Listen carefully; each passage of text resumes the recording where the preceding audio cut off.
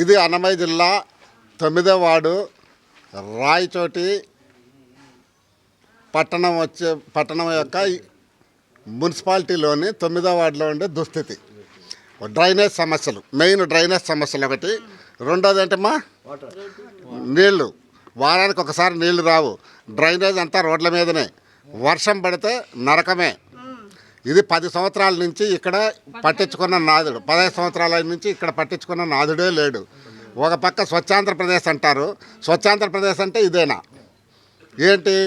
ఇక్కడ ఈ దుస్థితి ఏంటో ఒక్కసారి మీరు చెప్పండి అమ్మా, ఒక్క నిమిషం. ప్రజల దుస్థితి, వాళ్ళ ఆవేదన. 15 సంవత్సరాల నుంచి 15 సంవత్సరాల నుంచి వీళ్ళని పట్టించుకున్న నాదుడే లేడు. డ్రైనేజ్ సమస్య కాదు, తాగునీరు కాదు. తాగునీరు వారానికి ఒక్కసారి రావడమే గగనం. వచ్చినా సన్నగా వస్తాయి. నలుగురు పట్టుకుంటే 10 మందికి నీళ్లు దొరకవు. ఇది స్వచ్ఛాంధ్రప్రదేశ్.